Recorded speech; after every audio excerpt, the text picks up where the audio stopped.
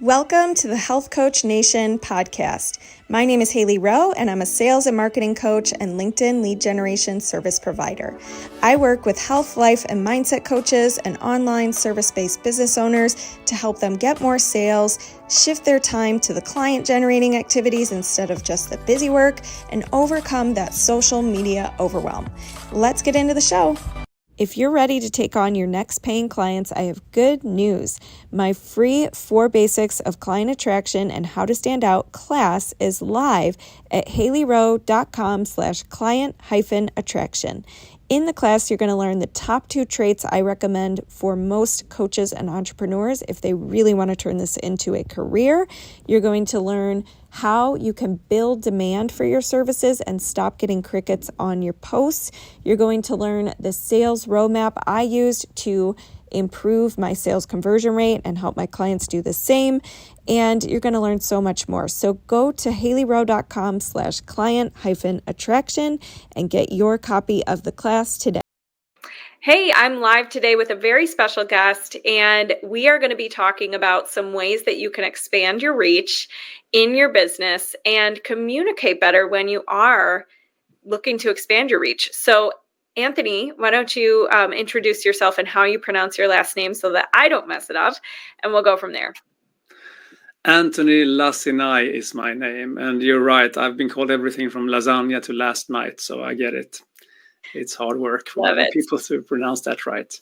It comes out way more beautifully out of your mouth than mine.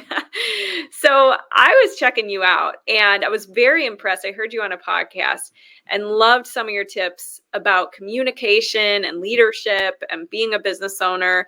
And I noticed that you have been a speaker for quite some time now and have done some, I think you did was it a TEDx talk or a TED talk? It's a TEDx talk in Finland. I know it's on the TED.com page, but it's a TEDx. Yeah. Amazing. So tell us a little bit about how did you get there? How did you get into speaking and being who you are today? I was thinking about that recently when I had some keynotes for teachers recently. Like an upcoming kickoff for them, and they talked about, can you come and talk to us about, motivation and communication, how we meet and greet and treat each other and so forth. And I remembered when I was in school, I was like 7 or 8 years old, and we had this kind of parent-teacher thing. Where we students were also invited, and we were young kids, so we were like 100 people or something like that. And the principal talked for a while, presented something, and then she said, "Any questions?" And nobody wanted to raise their hand, but I had questions, so I decided to raise my hand. And the rush of being taken seriously by all these adults and the principal, who really kind of listened to me and made me feel kind of seen and heard and all that. That was pretty amazing. And I forgot about all of that, like for decades and decades. But then when I had these teachers asking me if I can come, I mean, it's not the first time, but it just came back to me. The memory came back to me. So I'm guessing that was one out of many pivotal moments that you have in your life. You know how it is. Somebody says something and you almost like take another trajectory somehow. You change course and you do more of that. Find your talent. I mean, I'm completely useless when it comes to repairing things or assembling things. I live in Sweden, IKEA land, but I still haven't managed to assemble a simple bookshelf without making some errors. So I'm pretty useless when it comes to that. So I had to be good at something else, I guess. And perhaps that was it then, being able to kind of get along with people and communicate and so on. So that has been my kind of way forward in life. Yeah. So you teach communication and leadership and that kind of thing to organizations, right? Yeah. I mean, in the kind of cross point of leadership communication, customer communication, and employee engagement, I call all of that workplace communication, just to give it a name. Mm-hmm. So communication and motivation and engagement at the workplace. Yeah, love that. So if somebody is wanting to get their business going, obviously it requires collaborating with other people, booking clients and being able to communicate well with them. So what are some of, you call them your 3 communicative superpowers? What are some of those superpowers that we need to bring into our business? Yeah, those also come from decades of studying the topic. And that's kind of the aggregated result of it. So in my order, so this is kind of my priority order. The first superpower is empathy. Being interested instead of interesting, really trying to figure out who you have in front of you when it comes to customers or coworkers and so on. Really, be there, present, giving them the most valuable thing you can ever give, which is your time, paired with your attention, of course.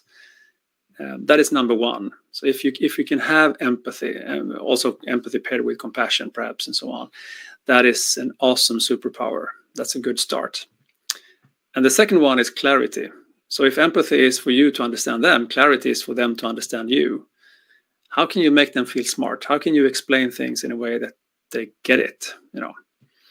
And that's really hard, because we have this idea just because we say something, people get it. That doesn't happen very often. Anyone who has been in any type of relationship knows that there's so many misunderstandings going on. And that comes also from the business world, but also in the private world, of course. And then the third superpower, as I see it, is energy. Energy so that people believe that you believe. There's no point otherwise. Why should they believe if you don't seem to do it? And that's mostly in your nonverbal communication. So that's when kind of how you look and how you sound when you say something. And if you're able to say something and it looks like and it feels like and it sounds like you mean it, that's when you're really congruent. And that's when you're really authentic and so on. So that's kind of the order as well. First, you kind of need to understand who you have in front of you. Then you can tailor your message so it makes sense to them. And then finally you have to deliver it with some sort of energy. Yeah, love that. Yeah, so that's why one of the first things I work on with clients, and I have a free niche marketing training at HaileyRowe.com, is getting clear on who you are communicating with, because you have to know what are their pain points, what do they want, and be able to communicate to those needs and those goals. And one of the things that you just shared here is how important your energy is, which I have to say I've learned, because when we are typing on computers, it's very easy for our tone to be misread. Because like if I say Anthony, or if I say Anthony, like totally different vibe. I'm saying the same thing, but the tone and the energy behind it is so different. So what are some tips you have to make sure that your energy, obviously you said the first key is just to be authentic and be speaking genuinely, but what are some ways for somebody who maybe isn't used to like writing and in their communication and putting themselves out there? Any tips for them to make sure that their energy isn't misinterpreted or things like that? See if I can make that into 2 answers. The first one is if I still stay on with the analog communication, the human communication. Energy is like a magnet. So if you ooze positive energy, people will be drawn to you. So one of my advice is don't be yourself. I mean, this is kind of contradictory. I don't mean that obviously, but I mean be yourself plus 10% or something like that when you work in your business, when you meet clients and so on. Up your game, because I can be myself when I'm tired, irritated, grumpy. I don't want to show that to anyone if I can avoid it. So that's why I'm saying don't be yourself. Of course you should be yourself, but you should be yourself plus 10% or 15%. So that's kind of one of my advice. The second one is of course when it's written language, it's completely hard. It's so much harder. It's so much harder. First, the first and best and the richest form of communication is the analog communication. It's when you meet in the same room. Nothing is even close. The second one is video. And the third one is perhaps voice. And then comes nothing. And then comes chat and emails and smoke signals and things like that. And we send a lot of emails. I asked ChatGPT how many emails are sent each day. And I think it was 281 billion emails each day somewhere around the world. And of course, again, looking at empathy, do you at least try to get in kind of in the right atmosphere with whoever you speak to? Do you try to get a kind of that connection going, even written, in the written language? Clarity, are you clear in your message without losing out on empathy, so that you don't come across as arrogant or dominant? And finally, energy, that you have the right type of positive vibe and so on. And sometimes, perhaps sparsely, but sometimes use emojis, but don't go overboard with it, because that's like having a completely crazy body language when you meet somebody physically. That would be also very strange. So use it, but use it wisely. And the reason for that is that it kind of soften some of that clarity with some sort of nicer energy. And when you read it, it goes to different parts of your brain as well. It doesn't go to the written, to try to decipher the written language. It goes more into pictures and so on, perhaps more into the body language type of visuals. So you can do something like that. You can be, of course, saying simple things like, yeah, how's it going? But then, get to the point also in your email, and then perhaps even say something nice at the end instead. Yeah. Does it make sense to you, Hailey, when I say that? Yeah, I'm a big fan of emojis, and I like the way that you kind of ranked. Like, so what I'm always trying to do with people is help them prioritize what's the best way to go about your marketing or get yourself out there. And it sounds like, from a standpoint of communicating, video and in person is best, video, and then all the tech stuff. So anytime you have the chance of what should I prioritize, what would be the best use of my time for connecting with my audience, maybe they would use that as kind of a filter of like where they could start. Maybe they do want to do some local collabs or do some local speaking or things like that. And it's the same thing with like lead generation. I always rank like your warm network is going to be who obviously wants to hear from you the most compared to your cold network, right? So always taking a step back and being like, what would be the ideal way to communicate or reach these people, and then ranking everything, deciding what you do or not do in that order. So when it comes to expanding your reach, so you have been someone who speaks in a lot of different places and works with clients. I'm curious, just from your own business journey, how did you get your first talks and your first clients? Because it might be helpful for people to hear how you went about that. Yeah, and there's so many different ways to do that, and just build on your own strength is one of the things I wanted to just add when it comes to advice here.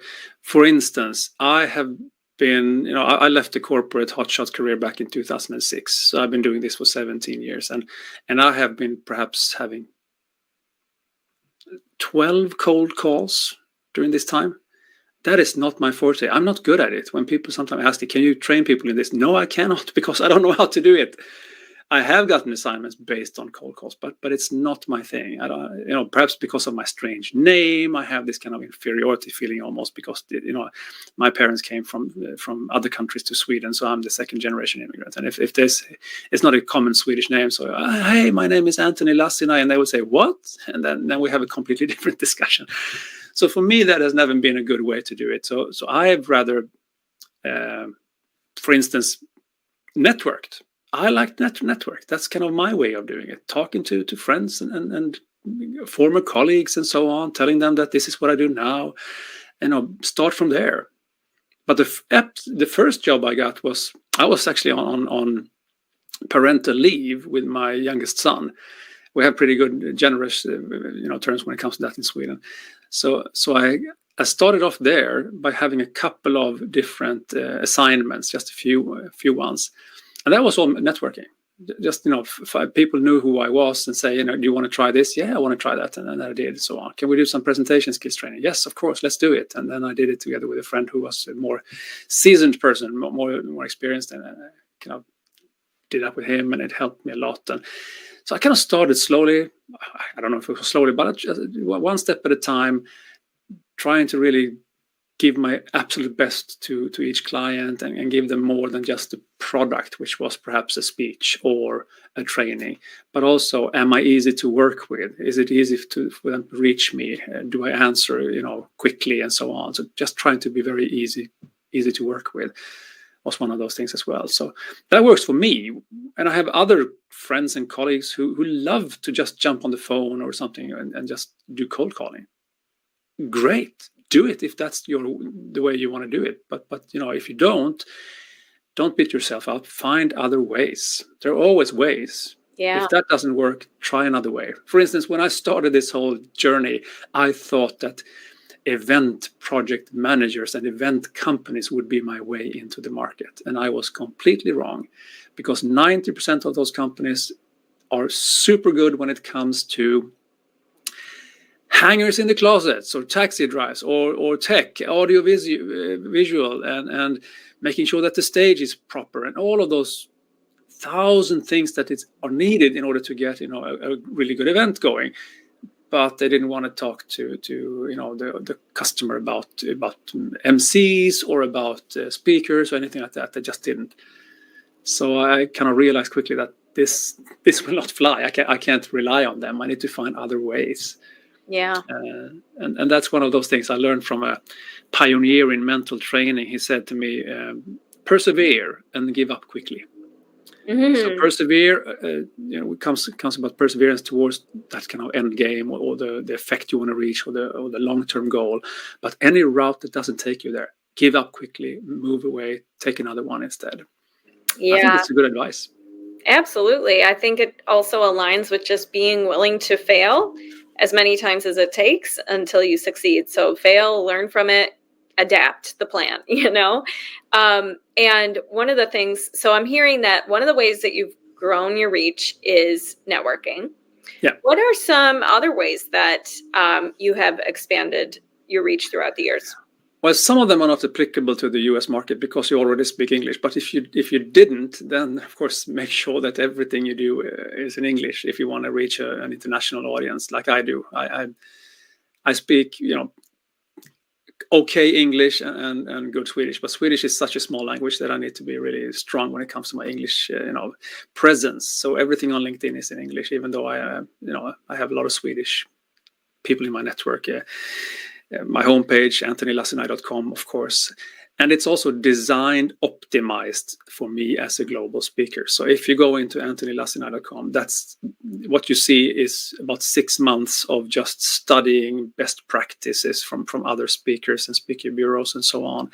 So if that's what you're kind of looking for, steal with pride. Take whatever you think is good from that side, because I spent so much time analyzing others in order to get to that one, and I'm actually pretty happy with that webpage. Not that a webpage necessarily is kind of. Some people think that as long as I have a good webpage, everything will fall into place. No, it will not. It's still about you building relationships, and the webpage is your digital business card. Make sure that it looks good even there. Yeah, I can't even begin to tell you how many people I hear who are new coaches, and the first step they take is they're building a fancy website. And I'm like, oh, okay. Just so you know, it's not going to just lead to all these amazing clients after it goes live. It's not that easy. No. Yeah, I usually say, let's build some relationships. Let's get your first clients first, get the feedback, get the testimonials, get what they wanted from you, so you understand how you can communicate that on your website, so you don't have to redo it. I've had times where I had a website, or I also did this very early on in my business. I created an ebook and a website that I thought was amazing, and then I was like, I did not even test any of it. I did not even check with the market. And I learned never again. I will always, get some feedback, see what people want and need, and be able to adapt accordingly, so that I'm not just making something up that I think people want and then, No, I mean, and as long as you stay in your core, kind of exactly, core business core and so on. Exactly. But I mean, digital is just, I guess not everyone needs to be present. I have one of my friends, he's so good at what he does. He's been one of my friends and in the beginning, even a mentor perhaps, but he's not even present on LinkedIn. I mean, he doesn't have to be, because all the hotshot CEOs, in the stock market know who he is anyway.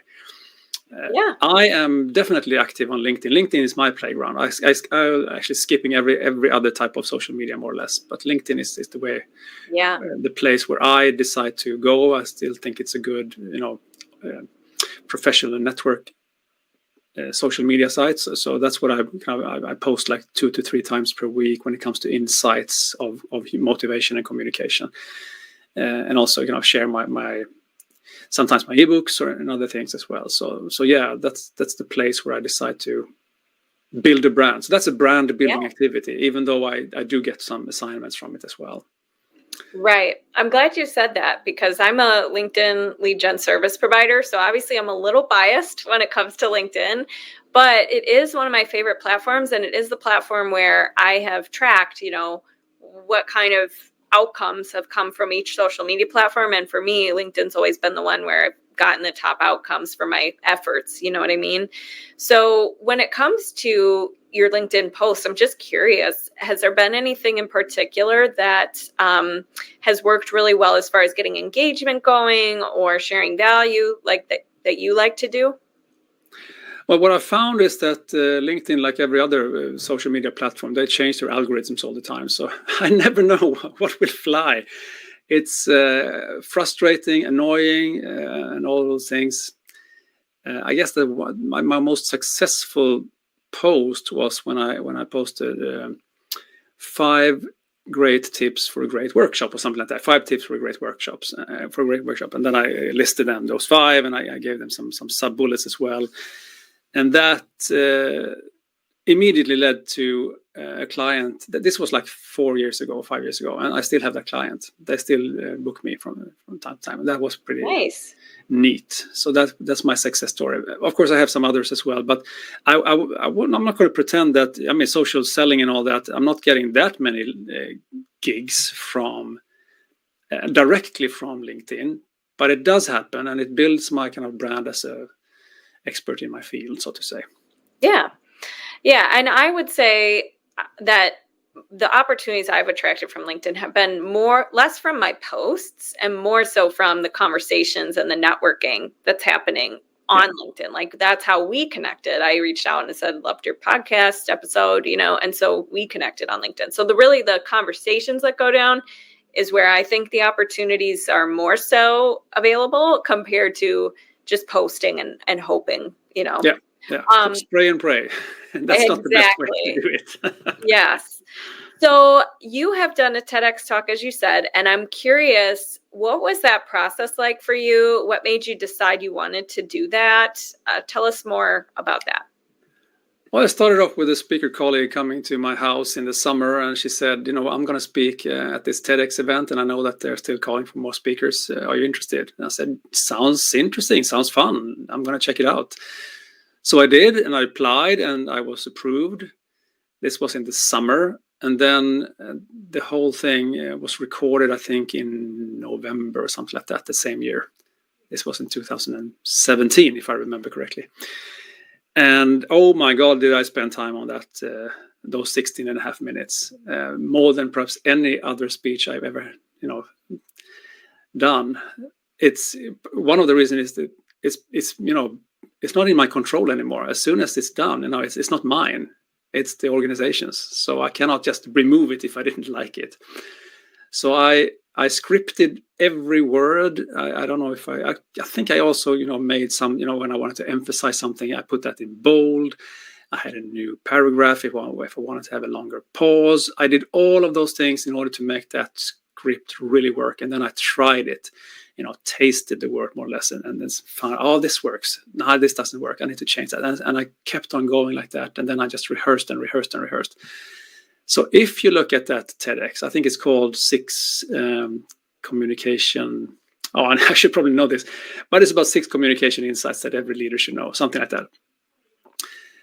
If you watch that, you will not notice it, but I'm going to share the secret with you right now. What happens is that you have a camera crew, and when you're done, if they found that something happened with the microphone or anything like that, you redo that part.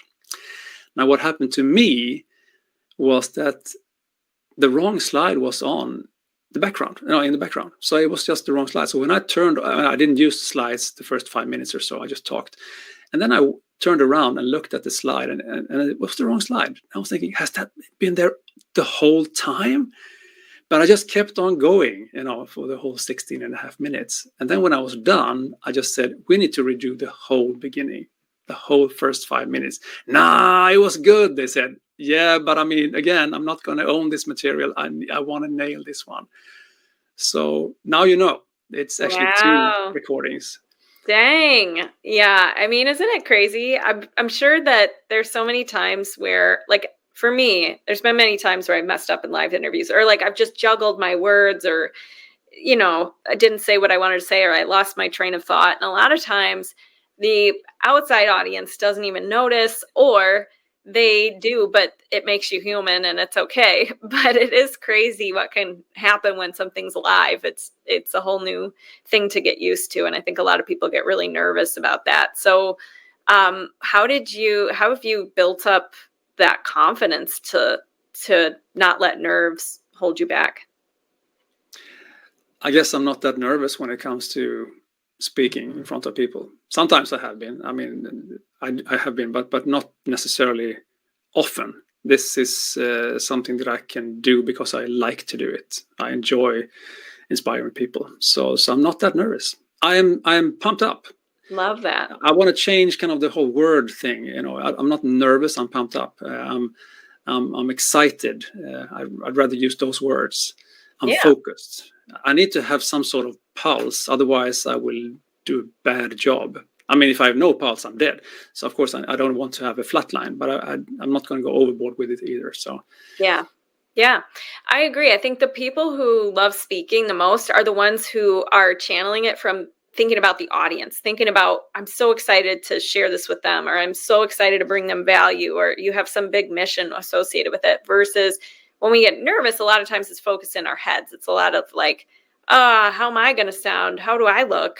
What about me? What do they think of me? And when you're focused on the audience, I find it's easier to be less nervous. So one of the things I want to circle back to that you said earlier was how you could say something and you think it's pretty clear, but it might not be clear to the person listening. So any ways we can more clearly illustrate what we're trying to say rather than just saying it? Yeah, you have filters in your brain that dilutes the actual message. So you have things that you have this idea of what you want to say, which is not very clear normally. It's a tangled mess up in your brain, or at least in my brain. And then when I try to say it, I generalize, I distort, I delete information, and whatever comes out is not exactly what I mean. So what I mean and what I say is normally not the same. It could be close, but not the same. And then you have to have respect that the other person have the same filters. So it has to go through their filters and their prejudice and their experience as well. Not to mention the fact that we sometimes zone out. So we don't even hear what the other person is really saying. So many things that can go wrong. And there are a number of techniques that you can use in order to make your message stick. I actually have one of those templates or tips lists on my webpage as well. It's a downloadable material. So I think it's 25 memory hacks or something like that. Metaphors, awesome. Analogies, awesome. Stories, if you can link it to your message, to your core message, or to facts, really good. Stories without any facts, that's just entertainment. But facts without stories are pretty boring often. So you can perhaps do a mix of those two. The power of three. People remember in three. Things like Vene Vidi Vici, I came, I saw, I conquered. 3. How many piglets did the big bad wolf chase? 3. How many temptations for Jesus Christ? 3. We always remember things in 3. And you probably heard about blood, sweat, and tears, right? Yeah, and that was Winston Churchill, but he didn't say that. He said blood, toil, tears, and sweat, or something like that. And nobody remembers toil. They remember the 3 body fluids. So that's concrete language is better than abstract language, but the power of 3 is better than 5, 6, 7. The more you have, the less people will remember. So those were just a few of many techniques you can use in order to make people remember what you actually said. Genius. I love it. I want to download the hack sheet. That's awesome. So where can everybody connect with you and maybe go get that sheet and all the other things? So AntoniLacinai.com. If you can spell my name, you will find it. If you can't, then I'm sorry. Probably it's in your. We'll put it in the show notes. HaileyRowe.com/blogs is where all the podcast show notes go. So we'll put that in there. And they have full-length videos of keynotes, but you also have books, and in that book section, you also have downloadable material. And then LinkedIn, of course, Antoni Lacinai. That's where I'm eager to connect with you guys and learn from you, and hopefully I can share something that you can benefit from as well. Amazing. Well, thank you so much for being here today and sharing those tips, and we'll talk soon. It's been a pleasure, Hailey. Thank you. Thank you. Thanks so much for listening to this podcast. And if it's really helpful for you, I'd really appreciate if you share it and or leave a written podcast review. This tells the podcast sites that our show is useful and it will be promoted to more people that way. Thanks again.